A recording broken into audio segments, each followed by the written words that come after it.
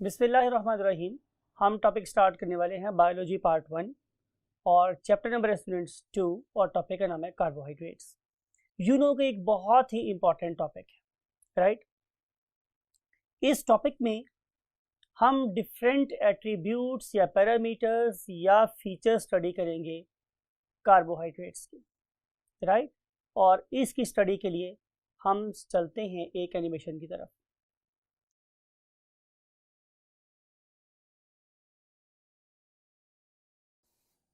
Yes, my dear students, we were discussing about carbohydrates, and to improve your concepts, let's see this animation.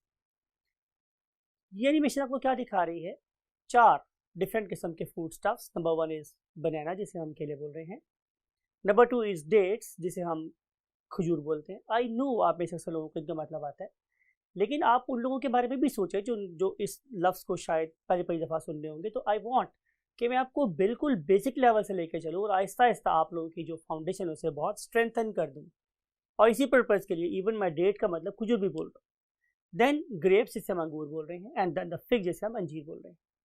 Now look, मैं आप लोगों से क्या कह रहा हूँ, आप इन तस्वुर में लाएं कि आप इनमें से मुख्तलिफ चीज़ें खा रहे हैं और आप ये सोचें कि ये मॉलिक्यूल आपको किस कदर मीठे लग रहे हैं, राइट।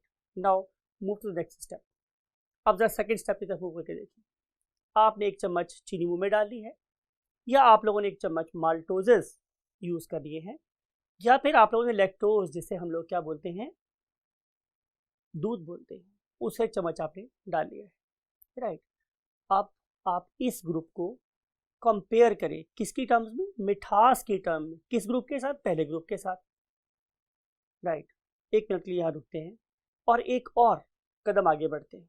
अब ज़रा देखिए, मैंने आपसे ये कहा कि आप एक निवाला चपाती का लें, फिर उसके बाद एक वुड या पेपर आप उसे चबाना शुरू कर दें। आपका क्या ख्याल है, अब ये आपको मीठा लगा?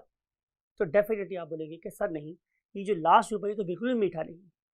लेकिन मुझे ये वाली भी उम्मीद है कि आप बोलेंगे कि जो इससे पहले वाला ग्रुप था, मीन सुक्रोज, माल्टोज और लैक्टोज वाला, वो मीठा तो था, लेकिन वो जो हमने पहला ग्रुप स्टडी किया था, मीन जिसमें उन्होंने बनाना, डेट्स, ग्रेप्स और फिग की बात की थी, डेफिनेटली उतना मीठा नहीं, राइट। इसका मतलब ये हुआ मेरे पास, माय डियर स्टूडेंट्स, कि जूं जूं हमारे कार्बोहाइड्रेट कॉम्प्लेक्स होते चले जाते हैं तब तक उनकी मिठास कम होती चली जाती है, यहाँ तक कि last group, that is the most complex group, and we name it as polysaccharides, it is altogether what? Plain. Then look at this thing कि अगर हम अब एक और पैरामीटर स्टडी कर रहे हैं, और वो पैरामीटर मेरे पास क्या है? Solubility, right. अगर आप मोनोसैकेराइड्स को देखते हैं तो they are readily and quickly soluble, thoroughly soluble in the water.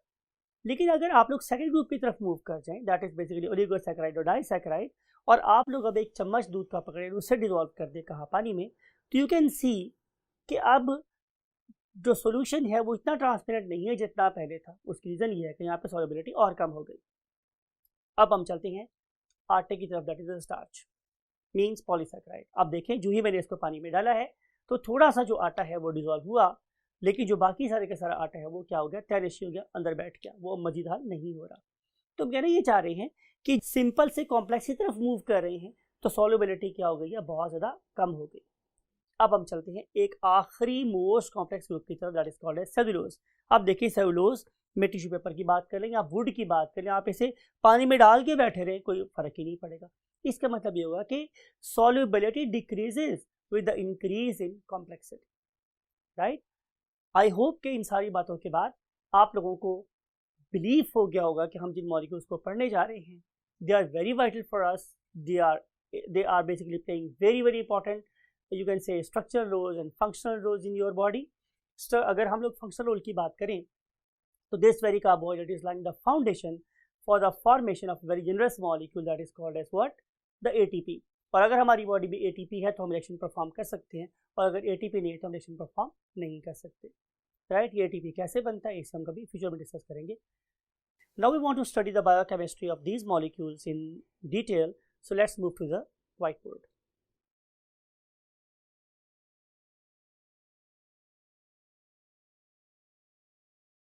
Yes, my dear students and my future doctors, हम स्टडी करने वाले हैं कार्बोहाइड्रेट्स, यमी मॉलिक्यूल्स, मीठे molecules, right.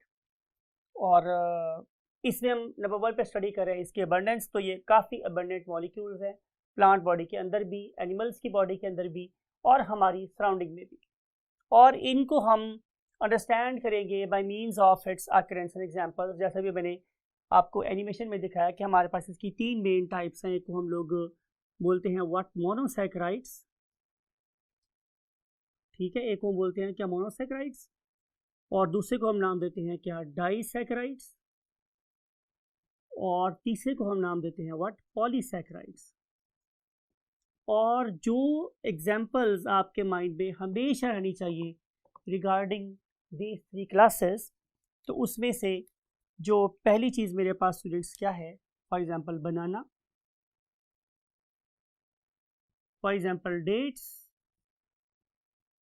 Then fig for example, and then grapes, ये सारी की सारी monosaccharides के एग्जांपल्स हैं। और डाइसैकेराइड में sugar of milk, sugar of milk जिसे हम लैक्टोज बोलते हैं, शुगर ऑफ शुगर केन उसकी हम लोग बात कर लेते हैं, एंड फ्रूटिंग शुगर्स की बात कर लेते हैं। तो ये मेरे पास डाइसैकेराइड के एग्जाम्पल है, यानी कि ये वाला ग्रुप ज़्यादा मीठा है इस ग्रुप से। और अगर हम आखिरी ग्रुप की बात करें तो पॉलीसैकेराइड में आप लोगों के पास एग्जाम्पल है व्हाट, स्टार्चेस। तो आप किसी भी स्टार्च को देखें वो बिल्कुल फीका होगा।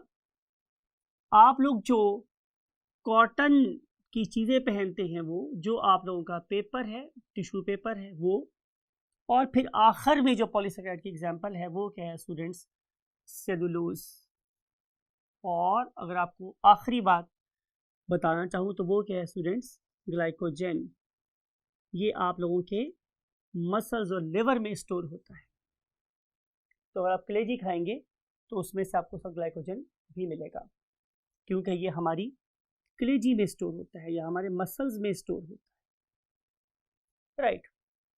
अब हम देखेंगे कि जो कार्बोहाइड्रेट्स हैं उनके मेरी बॉडी में कौन कौन से रोल। तो आंसर इज, इसके 2 रोल है। नंबर 1 इज फंक्शनल रोल, कि मेरी बॉडी में ये क्या क्या कर सकता है। तो आंसर इज कि carbohydrates are the first source of energy, are first source of energy. इसका क्या मतलब है? माय डियर स्टूडेंट्स, अगर मैं आप लोगों को आलू वाला समोसा खाने को दूं, राइट, तो आपको ये पता है कि आलू कार्बोहाइड्रेट, वो जो समोसा पट्टी है वो भी कार्बोहाइड्रेट है। चलिए फर्स्ट कर लेते हैं कि हमने साथ कीमा भी डाल दिया, वो जो कीमा है वो प्रोटीन है, और जिस तेल में मैंने इसको तला है वो लिपिड है। इसका मतलब ये हुआ कि जब आप समोसा खा रहे हो तो आप कार्बोहाइड्रेट्स, प्रोटीन्स और लिपिड तीनों चीज़ें इकट्ठी खा रहे हो, राइट। अब इन तीनों चीज़ों में से आपको सबसे पहले एनर्जी कहाँ से मिलेगी? जाहिर है कार्बोहाइड्रेट में से मिलेगी।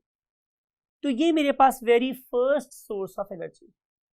फिर दूसरी बात ये है कि अगर हम ग्लाइकोजन की बात करें तो ग्लाइकोजन एक एनर्जी स्टोरेज मॉलिक्यूल है, एनर्जी स्टोरेज का काम कर रहा है। एनर्जी स्टोरेज मॉलिक्यूल है किसके अंदर? मेरे मसल्स में, राइट। अब हम देखेंगे कि मेरी बॉडी में कौन कौन सी ऐसी चीज़ें हैं, मीन्स लिविंग वर्ल्ड में कौन कौन सी चीज़ें हैं जो इसकी बनी हुई है। I want to discuss structural role of carbohydrate. तो मैंने आपसे क्या बताया स्टूडेंट्स कि आपके सराउंडिंग में जितनी वुड है, कॉटन है, पेपर है, राइट, टिश्यू पेपर है, जूट है जिसे हम पटसन बोलते हैं, राइट, ये सारे के सारे फाइबर्स ये किसके बने हुए हैं? Definitely carbohydrates.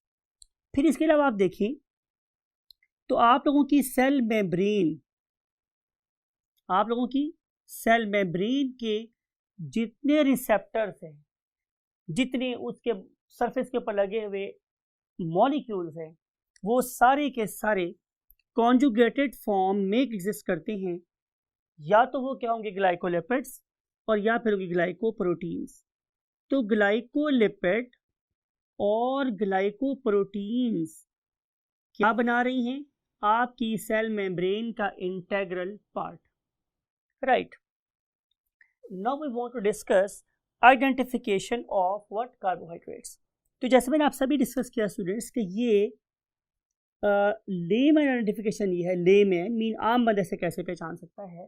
तो मैंने बोला बाय इट्स स्वीट टेस्ट, इसका जायका जो है वो बहुत ज़्यादा कैसा होता है, मीठा होता है। तो हर बंदा मीठे मॉलिक्यूल को देख के कह सकता है कि ये डेफिनेटली कोई कार्बोहाइड्रेट हो सकता है। लेकिन हमें ये वाली बात भी पता है कि जो ये कॉम्प्लेक्स होंगे इनकी मिठास कम होती चली जाएगी, यहाँ तक कि पॉलीसैकेराइड बिल्कुल टेस्टलेस हो जाते हैं। इस मतलब ये कि सिर्फ मीठा जायका स्टैंडर्ड नहीं है। तो हम being student of medical sciences, हम इसको प्रूव कर सकते हैं कि ये कार्बोहाइड्रेट है या नहीं by means of a test. और उस टेस्ट का नाम मेरे पास स्टूडेंट्स क्या है, Benedict's test. Benedict's test, how we perform it, यहां देखते हैं। ये देखिए, ये टेस्ट ट्यूब है और उसमें मैंने फॉर एग्जांपल 1.5 ml और 2 ml ले लिया क्या, ग्लूकोज सॉल्यूशन। अगले स्टेप पे देखिए मैं क्या कर रहा हूँ, अगले स्टेप पे मैंने इक्वल अमाउंट में इसमें ऐड कर दिया है। लुक एट दिस, ये है बेनेडिक्ट सॉल्यूशन, वो बेनेडिक्ट सॉल्यूशन मैंने ऐड कर दिया। अब मैं क्या कर रहा हूँ कि मैं इसको एक फ्लेम पे बहुत जेंटली, बहुत आराम से क्या कर रहा हूँ, हीट कर रहा हूँ। मेरी असल में ये जो सॉल्यूशन है ये टेस्ट ट्यूब में से बाहर आ सकता है, इसलिए हमें बहुत केयरफुली इसको हीट करना है। बेस्ट वे तो यह है कि बेसिकली वाटर बाथ यूज़ करें। लेकिन देखिए मैं इसको हीट कर रहा हूँ, तो हीट करने के बाद मुझे क्या नज़र आ रहा है कि आहिस्ता आहिस्ता आहिस्ता आहिस्ता इसका कलर जो है वो क्या हो गया, चेंज हो गया, right. What was the initial colour, initial colour था स्टूडेंट्स कॉपर ब्लू। और जो इसके अंदर कॉन्सेंट्रेशन बढ़ती चली जाती है ग्लूकोज की, तब तब इसका रंग भी तेज होता चला जाता है, मीन्स चोखा होता चला जाता है, राइट। बेनेडिक्ट टेस्ट के रिजल्ट को नॉर्मली मैं इस ट्राइंगल से शो कर रहा होता हूँ, ऐसे। ये लुक एट दिस, ट्राइंगल है। यहाँ पे आप लिख सकते हो whip, VIB, whip, GYOR, whip cure. आपने ये पढ़ा हुआ है फिजिक्स में, केमिस्ट्री में भी पढ़ा होगा आपने कि लाइट 7 कलर्स में डिस्ट्रीब्यूट हो जाती है। वही बात यहाँ पे कि भाई अगर तो कलर है ब्लू तो it means there is no glucose, हमारे पास कोई ग्लूकोज नहीं है। लेकिन अगर कलर हो गया मेरे पास ग्रीन, तो इसका मतलब यह है कि अब इसके अंदर इतना ग्लूकोज, डेफिनेटली वो ब्लू जितने ग्लूकोज से ज़्यादा है। फिर अगर मैं अगली फेज में जाऊँ तो ग्लूकोज मेरे पास और बढ़ गया, तो जब ग्लूकोज और बढ़ेगा तो कलर क्या हो जाएगा स्टूडेंट्स मेरे पास, येलो फॉर एग्जाम्पल। फिर जब ग्लूकोज मेरे पास और बढ़ा तो कलर कैसा हो गया मेरे पास स्टूडेंट्स, यस, ऑरेंज हो गया। और जब कलर हुआ मेरे पास क्या, रेड, तो इसका मतलब ये है कि concentration of glucose is maximum. तो इसका मतलब ये होगा कि ये वाला टेस्ट इस्तेमाल हो सकता है वेरी कॉन्फिडेंटली टू डिस्क्राइब कि वहां पे प्रेजेंट है कार्बोहाइड्रेट्स या नहीं, राइट। और अगर आपके पास हुए स्टूडेंट्स टेस्टलेस, टेस्टलेस का मतलब है बिल्कुल फीके किस्म के कार्बोहाइड्रेट्स हुए, मीन टू से कि ये डेफिनेटली क्या होंगे, पॉलीसैकेराइड्स होंगे। और अगर ये आप लोगों के पास पॉलीसैकेराइड्स हुए तो फिर इसका सिंपल सा टेस्ट ये है कि आप इसके साथ मिला दोगे आयोडीन सॉल्यूशन। तो जब आप इसके साथ आयोडीन सॉल्यूशन मिलाओगे तो कोई ना कोई रंग बनेगा।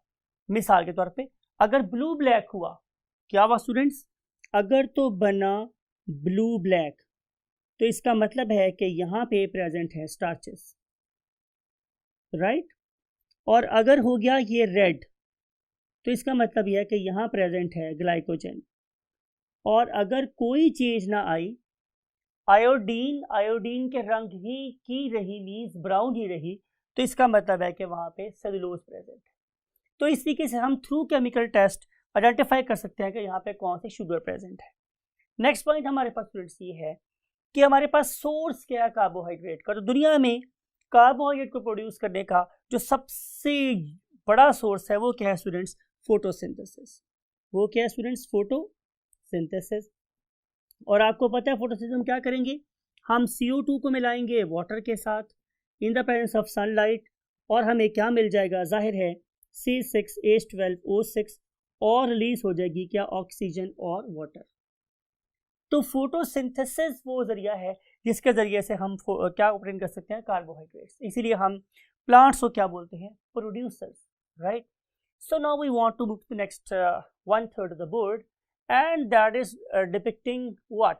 The topic कि हम स्टडी करने वाले हैं definitions। और देखिए मैंने क्या लिखा है? Definition number 1, 2 and 3। हम 3 definition स्टडी करेंगे। पहली definition क्या है कि carbohydrates are organic compound। Carbohydrates are organic compounds made up of, किसके बने हुए हैं? Carbon, right, hydrogen and oxygen. इन 3 चीजों के बने हुए हैं कार्बोहाइड्रेट। हमने किया क्या? हम लोगों ने केमिकल एनालिसिस किया इसका, तो हमें पता चला कि कार्बोहाइड्रेट्स में हाइड्रोजन ऑक्सीजन की वही प्रोपोर्शन है जो वाटर में होती है, यानी कि 2 हाइड्रोजन और 1 ऑक्सीजन। सारे कार्बोहाइड्रेट्स में नहीं, मैं बात कर रहा हूं पर्टिकुलरली मोनोसैकेराइड्स की, कि मोनोसैकेराइड के केस में ऐसा ही है कि जितने मेरे पास नंबर ऑफ कार्बन एटम्स होंगे उतने ही नंबर ऑफ वाटर मॉलिक्यूल्स भी होंगे। मिसाल के तौर पे अगर मेरे पास हुआ C3 तो नंबर ऑफ वाटर मॉलिक्यूल्स भी क्या होंगे बच्चे? 3। तो फॉर्मूला क्या बन जाएगा मेरे पास? C3H6O3। तो इस 3 नंबर ऑफ कार्बन में H और O की वही कंपोजिशन है जो वाटर की है, तो इसे वैसे क्या बोलते हैं कि ये हाइड्रेट्स ऑफ कार्बन है। फॉर एग्जांपल अगर आप लोगों के पास C4 हुआ तो फॉर्मूला बनेगा C4H8O4, और अगर 5 वाला हुआ तो C5H10O5, और ये क्या बनेगा? C6H12O6। कैसे बना ये? ऐसे C4H2O4, राइट, C5H2O भी कितने हो गए? 5, और C6 तो H2O भी कितने हो गए? 6, राइट। तो जिसमें 3 कार्बन एटम हैं हम उसे कहते क्या है स्टूडेंट? ट्राइओस। इसे बोलते हैं टेट्रोस, इसे बोलते हैं पेंटोस, तो इसे बोलते होंगे शर्टोस। No no no, it is called as hexose, क्योंकि इसमें 6 कार्बन एटम, राइट। सो ये है हमारे पास एविडेंसेस दूसरी डेफिनेशन की। वो डेफिनेशन क्या है स्टूडेंट्स मेरे पास? डेफिनेशन नंबर 2 इज हियर कि कार्बोहाइड्रेट्स आर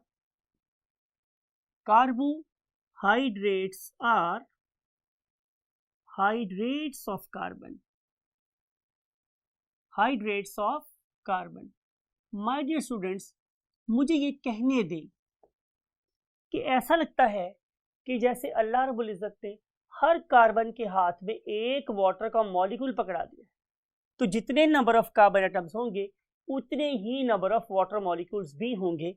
तो हम इसके लिए एक जनरल फॉर्मूला बना सकते हैं, और वो जो मेरे पास जनरल फॉर्मूला है वो क्या है स्टूडेंट्स? CnH2ON, यानी कि जितने कार्बन एटम होंगे उतने ही वाटर मॉलिक्यूल्स होंगे। लेकिन मैंने क्या बोला स्टूडेंट्स? ये कहाँ तक ट्रू है? मोनोसैकेराइड्स तक।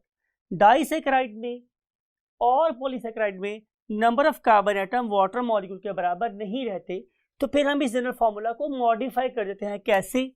CxH2OY, बिकॉज कि हर 2 मोनोसैकेराइड के जुड़ने के दौरान में एक वाटर का मॉलिक्यूल माइनस हो जाता है। इस कॉन्सेप्ट की वजह से, सॉरी, इस रिएक्शन की वजह से वाटर मॉलिक्यूल का नंबर कार्बन एटम के बराबर नहीं रहता। अब हम चल रहे हैं स्टूडेंट्स डेफिनेशन नंबर 3 की तरफ। डेफिनेशन नंबर 3 इज कि कार्बोहाइड्रेट्स आर जी क्या हैं? Polyhydroxy, polyhydroxy aldehydes and ketones. अब डियर स्टूडेंट्स, समझने वाली यहाँ पे तीन चीजें। नंबर वन कि what is the meaning of polyhydroxy. अब स्टूडेंट्स, पॉली का मतलब होता है मैनी, राइट, और हाइड्रोऑक्सी का मतलब होता है OH आयंस। तो जिस मॉलिक्यूल के पास 2 से ज्यादा या 3 से ज्यादा क्या हो स्टूडेंट्स, OH आयंस, रादर ये बल्कि कॉन्सेप्ट में ठीक करेंगे, जिसके अंदर 1 से भी ज्यादा OH आयंस हो, हम उसे कह देते हैं कि वो पॉलीहाइड्रोक्सी मॉलिक्यूल्स, राइट। हम इसे पॉलीहाइड्रोक्सी क्यों कहते हैं ये हम अगली दफा देखेंगे, अगले कॉलम में देखते हैं। सो पहली बात यह है कि इस डेफिनेशन का पहला वर्ड आपको समझ आ गया है कि कार्बोहाइड्रेट्स आर पॉलीहाइड्रोक्सी। इसका मतलब यह है कि इसके अंदर बहुत ज्यादा OH आयंस होंगे। दूसरी बात हमने अंडरस्टैंड करनी है कि ये एल्डिहाइड्स क्या होते हैं, ये एल्डिहाइड क्या है, राइट, अंडरस्टैंड करते हैं। इसके लिए हमें सहारा देना पड़ता है मिस्टर वर्ड का या मिस यूनिवर्स का। आप मुझे बताएं कि आप मिस्टर वर्ड या मिस यूनिवर्स को कैसे पहचानेंगे? तो answer is very simple, through its crown. इसने जो सर पे क्राउन पे डाला होता है उससे पता चलता है कि ये सेंटर में खड़ा हुआ या सेंटर में बैठी हुई मोहतरमा जिन्होंने सर पे एक क्राउन पहना हुआ है वो मिस यूनिवर्स है, राइट। तो हम यहाँ पे एक मिस यूनिवर्स का सहारा लेते हैं। वो उस मिस यूनिवर्स को हम कैसे आइडेंटिफाई करते हैं? ऑक्सीजन के क्राउन के साथ, राइट। इस बायोकेमिस्ट्री की मिस यूनिवर्स का नाम है कार्बोनाइल कार्बन। अब अगर इस miss universe mean carbonyl carbon के एक हाथ में, कम से कम एक हाथ में अगर हाइड्रोजन प्रेजेंट हो तो हम इसे बोलते हैं एल्डिहाइड। तो दूसरे हाथ में क्या होना चाहिए? R। So this is general formula for aldehyde. आपको ये बात बहुत दफा बता चुका हूं कि कार्बन की वैलेंसी 4 होती है, कार्बन के 4 हाथ होते हैं, 2 हाथ इस ऑक्सीजन ने थामे हुए हैं और कम से कम उसके एक हाथ में ये हाइड्रोजन प्रेजेंट है और एक हाथ में R प्रेजेंट है, उसे क्या बोलते हैं? एल्डिहाइड। ये बात आपके माइंड में हमेशा रहनी चाहिए। अब हम स्टडी करते हैं माय डियर स्टूडेंट्स कि हम कीटोन किसे बोलते हैं। तो answer is look at this, ये है कीटोन।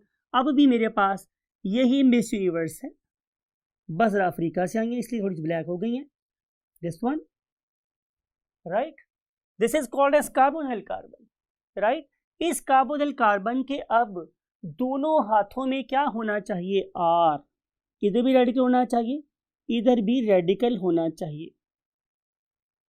अब मेरा ख्याल है कि आप 9th-10th में केमिस्ट्री में पढ़ के आए कि रेडिकल कैसे बनता है, फिर भी just for to inculcate the concept. For example ये देखिए, अगर आपके पास ये CH4 है जिसे हम मीथेन बोलते हैं, अगर इसमें से मैं एक H को माइनस कर दूं तो ये बन जाएगा व्हाट? मिथाइल। ये मिथाइल रेडिकल है। ये मिथाइल रेडिकल क्या हो सकता है? CH3 भी हो सकता है, ये इथाइल भी हो सकता है C2H5, ये प्रोपाइल भी हो सकता है। मींस कार्बन चेन काफी लंबी भी हो सकती है, सबसे छोटी भी हो सकती है, लेकिन बहरहाल उस कार्बन की चेन को हम क्या बोलते हैं? R। तो ये वाला R अगर यहां भी है और यहां भी है तो हम इसे क्या बोलेंगे कि ये बन गया है कीटोन, राइट। आइए हम इस फॉर्मूले को सेटिस्फाई करने की कोशिश करते हैं नेक्स्ट कॉलम। जी माय डियर स्टूडेंट्स, हमने बोला था कि carbohydrates are polyhydroxy aldehydes and ketones, right. और देखते हैं हम लोग इसके लिए फॉर्मूला था मेरे पास स्टूडेंट्स C3H2O3, राइट। अब हम इसको कैसे ड्रॉ करके देख सकते हैं? ओपन चेन स्ट्रक्चर की फॉर्म में जब मुझे स्ट्रक्चर बनाना आ जाएगा तो मैं कन्विंस हो जाऊंगा कि हाँ ये पॉलीहाइड्रोक्सी एल्डिहाइड ही है या कीटोन ही है। तो कैसे करेंगे हम उसके लिए? हम लिखेंगे सबसे पहले कार्बन 1, फिर 2 और फिर 3। मैंने डेलिबरेटली एक कार्बन नहीं लिखी थी, यहाँ पर चेंज कर रहा हूँ, वो कार्बन बना लेता हूँ। फॉर एग्जाम्पल ये है मेरी miss universe, means carbonyl carbon. इस कार्बोनाइल कार्बन का ऊपर ऑक्सीजन का क्राउन शामिल है और एक हाथ में H, राइट बाय स्टूडेंट्स। अब हमने वैलेंसी पूरी करनी है कार्बन की। कैसे पूरी करेंगे? 1 2 3 4, इस कार्बन के चारों हाथ पूरे हो गए। आपको डेफिनेशन याद है ना कि अगले नंबर पे मैंने क्या करना है कि मैंने इनको वाटर सप्लाई करना है। अल्लाह से लगता है हर कार्बन के एटम में वाटर पकड़ा दिए, हर कार्बन एटम के हाथ में वाटर पकड़ा दिए, तो मैंने वो भी कर लिया, एक्सेप्ट वो वाली कार्बन के जो कार्बोनाइल कार्बन है। 1 2 3 4 वैलेंसी 4 हो गई क्या? पूरी।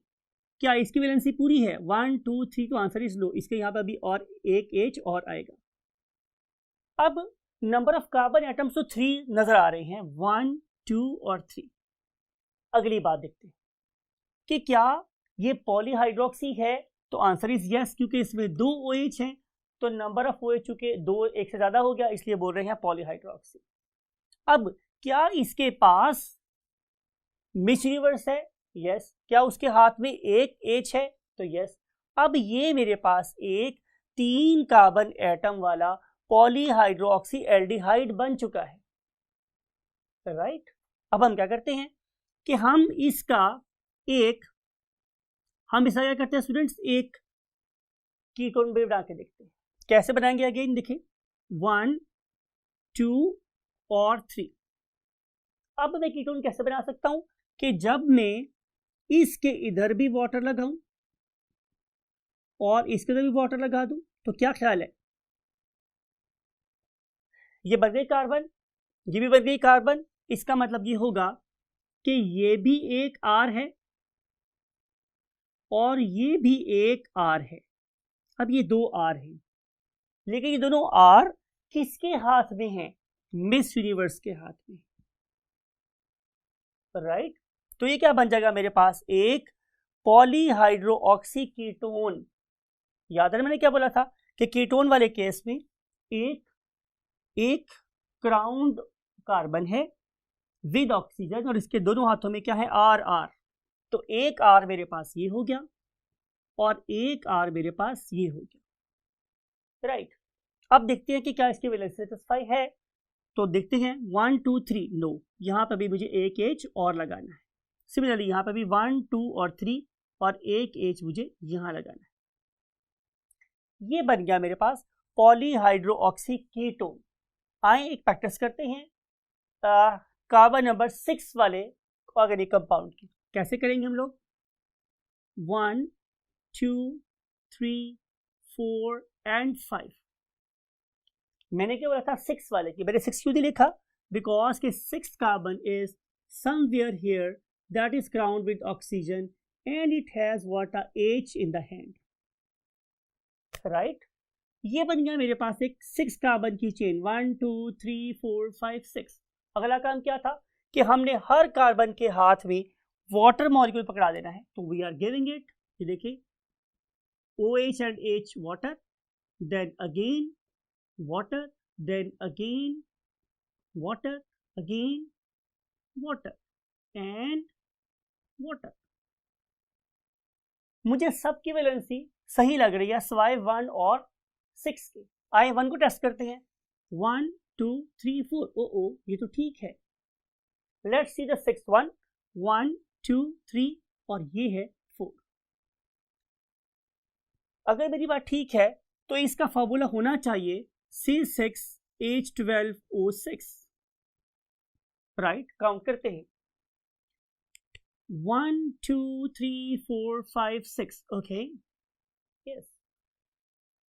whether hydrogen is 12 or not, 1 2 3 4 5 6 7 8 9 10 11 12, fine. Remaining thing is what? Oxygen. So 1 2 3 4 5 and 6, perfect. तो ये बन गया मेरे पास क्या?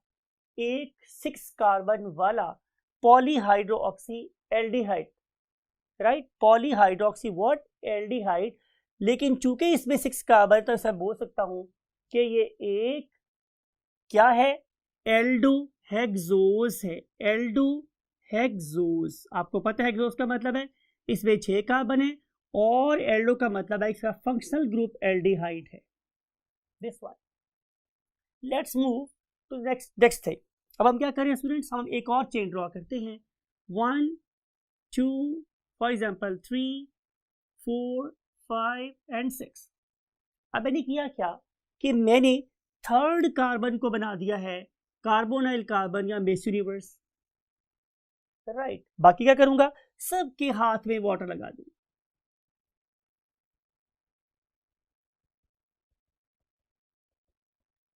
और वाटर लगाने के बाद अब सिर्फ मेरा एक ही काम रह जाएगा कि मैं यहां पर वैलेंस सेटिस्फाई कर दूं। तो देखते हैं कि मुझे डाउट किस कार्बन के बारे में है, शायद 1 के बारे में और 3 के बारे में और 6 के बारे में। 1 के बारे में टेस्ट करते हैं 1 2 3। यहां पे एक एच मिसिंग है, वह लगा दिया। इसको चेक करते हैं 1 2 3, जरा यहाँ पे भी एक एच मिसिंग है, यहां पे लगा दिया। इसको चेक करें इसको, तो क्या आ रहा है 1 2 3 4, इट्स ओके, राइट। अब देखो कि ये मेरे पास एक आर है, राइट, और ये मेरे पास एक आर है, और ये दोनों आर किससे कनेक्टेड है, कार्बोनिल कार्बन के साथ। तो ये बन गया मेरे पास एक कीटोहेक्सोस। कीटोहेक्सोस यानी कि एक ऐसा सिस कार्बन कंपाउंड जिसका फंक्शनल ग्रुप क्या है, कीटो ग्रुप, राइट। इसके एग्जांपल है मेरे पास स्टूडेंट्स व्हाट, ग्लूकोज। और कीटो शुगर की बेस्ट एग्जांपल मेरे पास क्या है, फ्रुक्टोज, राइट। आप लोगों की बुक में मोनोसैकेराइड की 3 एग्जांपल गिवन है। Examples of what, monosaccharide. Examples of monosaccharide. तो माय डियर स्टूडेंट्स आपको 3 नाम याद रखने हैं। Number 1 is glucose, number 2 is fructose, and number 3 is galactose,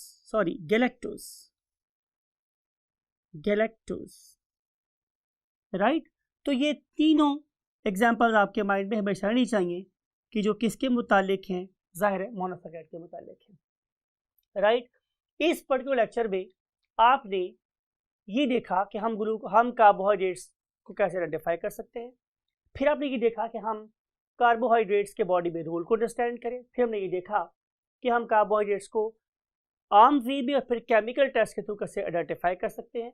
फिर अभी देखा कार्बोहाइड्रेट का सोर्स हमारे पास क्या है। फिर आपने 3 डेफिनेशंस देखी कार्बोहाइड्रेट की, और इवेंचुअली आपने मोनोसैकेराइड के ओपन चेन स्ट्रक्चर ड्रॉ करने देखे, और फाइनली आपने ये देखा कि इसी कौन कौन से एग्जाम्पल है। आज की आखिरी 1 मिनट की बात बता रहा हूँ आप लोगों को। इनमें से आप कोई भी पाउडर लें। क्या क्या स्टूडेंट्स आप लोगों ने, से आपने ग्लूकोज का पाउडर लिया, जरा बात को आपने गौर से देखना है। आपने ग्लूकोज का पाउडर लिया, स्टूडेंट्स बात को जरा गौर से सुनिए। जब ग्लूकोज पाउडर फॉर्म में होता है तो वो ओपन चेन की फॉर्म में एग्जिस्ट करता है, लेकिन जो ही मैं उसे पानी में डालता हूँ, जो ही मैं उसे किस में डालता हूँ स्टूडेंट्स, वाटर में ऐड करता हूँ, तो ये वाली ओपन चेन एक क्लोज स्ट्रक्चर में कन्वर्ट हो जाती है। वाटर की बात कर रहा हूँ कि जब मैं उसे वाटर में डालूंगा तब ये काम होगा कि वो एक क्लोज्ड चेन क्या बन जाता है, कार्बोहाइड्रेट बन जाता है, राइट। अब अगली बातें हैं आपके लिए बहुत ही ज्यादा गौर से सुनने वाली। पहली बात कि जब चेन बनेगी, इंपॉर्टेंट स्टूडेंट गौर से देखिएगा कि जब चेन बनेगी तो आखिरी कार्बन चेन, जब रिंग बनेगा, आई रिपीट कि जब रिंग बनेगा तो आखिरी कार्बन रिंग बनाने में इस्तेमाल नहीं होगी, राइट। तो फिर रिंग किसके दरमियान में बनेगा, उस कार्बन के दरमियान में कि that is crowned with oxygen and second last carbon. ये सेकेंड लास्ट कार्बन, रिंग हमेशा सेकेंड लास्ट कार्बन और कार्बोनिल कार्बन के दरमियान में डेवलप होगा। आखिरी कार्बन रिंग बनाने में इस्तेमाल नहीं होगी।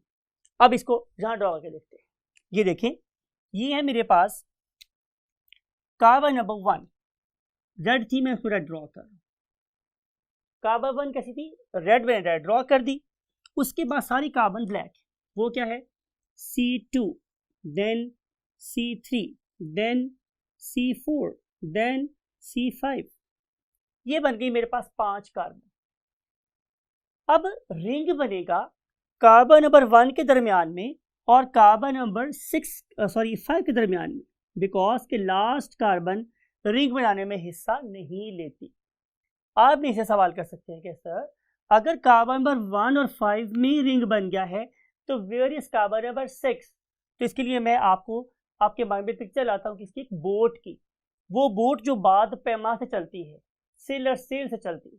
आपको पता है कि अगर ये मेरे पास एक बोट है, समथिंग लाइक इट, ये मेरे पास बोट है, तो इसके ऊपर हम लोगों ने एक वो कपड़ा लगाया होता है जो हवा की वजह से कश्ती को मूव करने में हेल्प कर रहा होता है। मैं इसकी बात कर रहा हूं कि ये पर्टिकुलर सेल ये इस पर्टिकुलर बोट के एट राइट एंगल लगा हुआ होता है, राइट। सो मैं यहां पे एक वर्ड यूज कर रहा हूं कि this cell is protruding out of the boat. अब अगर ये वाला रिंग आपके पेपर के साथ साथ ड्रॉ हुआ है तो carbon number 6 is basically protruding out of the plane of paper. ये है कार्बन नंबर 6 की पोजीशन, ये है carbon number 6। So this one is carbon number 1, right? This one is carbon number 2, carbon number 3, carbon number 4 and carbon number 5.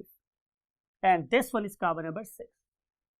अब ये काम होता कैसे है? होगा सुन ऐसे कि जब ये वाला H सेकेंड लास्ट कार्बन का H इसके पास मूव कर जाएगा तो ये वाला बॉन्ड ब्रेक हो जाएगा। इस बॉन्ड के ब्रेक हो जाने की वजह से यहां पे एक इलेक्ट्रॉन फारिग हो जाएगा यहां पे, और एक इलेक्ट्रॉन यहां पे भी फारिग है, राइट। कार्बन नंबर 1 का इलेक्ट्रॉन फारिग है और कार्बन नंबर 5 का इलेक्ट्रॉन फारिग। ये दोनों, इसका इलेक्ट्रॉन और इसका इलेक्ट्रॉन फिर एक दूसरे से शेक हैंड कर लेते हैं थ्रू ऑक्सीजन। ये ऑक्सीजन है, ये कार्बन नंबर 1 को 5 से जोड़ेगी और बन जाएगा रिंग। आखिरी काम क्या रह जाएगा कि आपने सिर्फ देखना है कि कार्बन नंबर 1 पे क्या लगा हुआ था, जाहिर है H एंड OH, यहाँ पे लगा हुआ था, जाहिर है H एंड OH, यहाँ भी लगा हुआ था H एंड OH, लेकिन यहाँ पे क्या लगा हुआ था, yes same H and OH। अब कार्बन नंबर 5 को देखें, कार्बन नंबर 5 पे मेरे पास 3 हैंड्स ऑक्यूपाइड है, तो जो बच गया उसमें क्या है, ये है कार्बन नंबर 5। क्या बचा हुआ था स्टूडेंट्स यहाँ पे, हाइड्रोजन। तो आप यहाँ पे सिर्फ और सिर्फ क्या लगाओगे, हाइड्रोजन, OH नहीं लगाओगे, ठीक है, क्योंकि O तो यहाँ इस्तेमाल हो चुका है। और यहाँ पे पूरा C6 पे क्या लगा हुआ है, CH2OH, तो लिख सकते हो C6 मतलब छठा कार्बन है ये, इसमें H2 एंड OH, ये 6 कार्बन है सिर्फ, राइट। तो यहाँ पे क्या लगा हुआ है H2, राइट, एंड OH, वो लिख दिया मैंने यहाँ CH2OH, राइट। तो इस तरीके से ये वाला पाउडर्ड ग्लूकोज वाटर में डलने के बाद ओपन चेन से क्लोज रिंग में कन्वर्ट हो गया है, राइट। इसको हम एक छोटी सी एनिमेशन के थ्रू भी आप लोगों को दिखा सकते हैं, right. That's it for today. आज के लिए इतना ही काफ़ी समझें, और इस पर्टिकुलर लेक्चर के बाद हम आपसे नेक्स्ट टॉपिक में मिलेंगे about disaccharide and polysaccharides. Till that time, take very good care of yourself, and I always say take very good care of your great parents. अपने माँ बाप की खिदमत करें, बहुत अच्छे इंसान बने। अल्लाह हाफिज।